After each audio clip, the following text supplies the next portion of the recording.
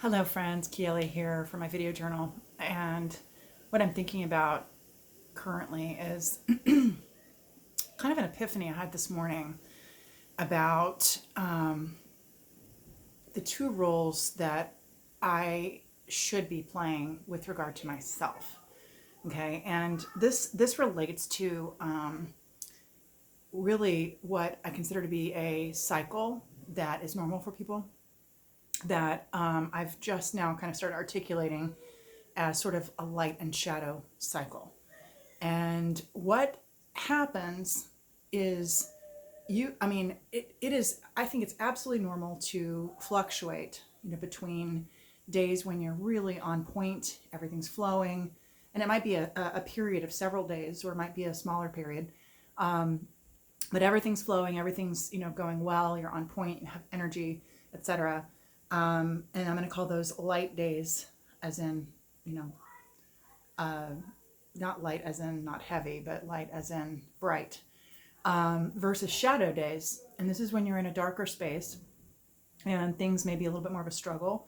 You may be more vulnerable to negative thinking, negative feelings, and so forth. And it can be really tempting to,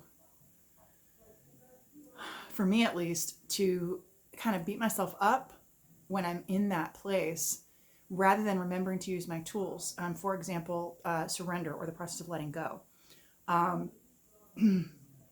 But this morning, the realization that I had is this. Not only is all of that normal and human, I mean, this kind of relates to the letting go process and the studies that I've been engaged in lately with the book by that name by David Hawkins, Letting Go by David Hawkins.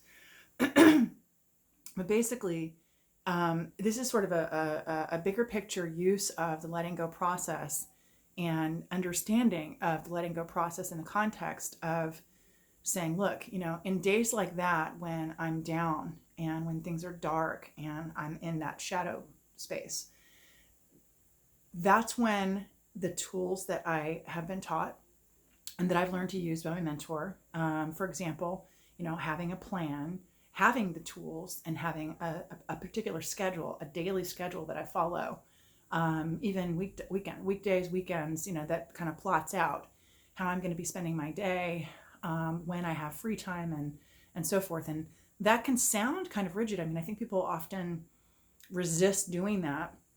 And I certainly did for years, even after I was initially instructed to do that. But I did fairly recently follow that advice to a pretty high degree, where I really was plotting my days out, and this is per my primary mentor.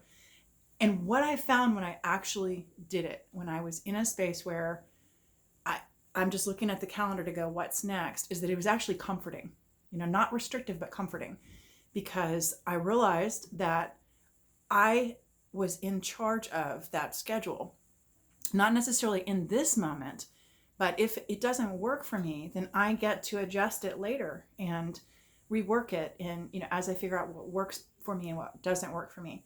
But where it becomes comforting is when you're in that dark space and you feel a little lost and you're not really quite sure what to do with yourself.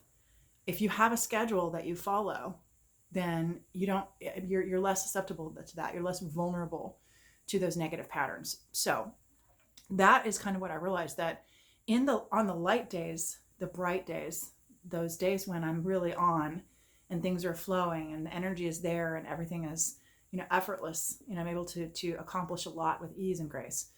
On those days, that's the time to evaluate how's my plan, how's my schedule been working for me? Make any adjustments that I need to, forgive any difficulties I had following the schedule, etc. Congratulate myself for learning the lesson and celebrate where I am, as well as, what I was able to accomplish, even if it was just a little bit during those dark days, because of the plan, because of the schedule, compared to where I would have been in the days before I had all of these tools. So that's on the light days. On the shadow days, surrender. That's the first step. In other words, letting go, recognizing that I'm feeling negative. I'm experiencing some negative patterns. I'm in this dark place. So what I have to do is pull out my toolbox and use my tools. And the very first one is the letting go process with regard to the negative feelings, right? So I recognize that I'm feeling it. I remind myself that it is okay to be feeling this, accept that I'm feeling this. It's part of human to be feeling this.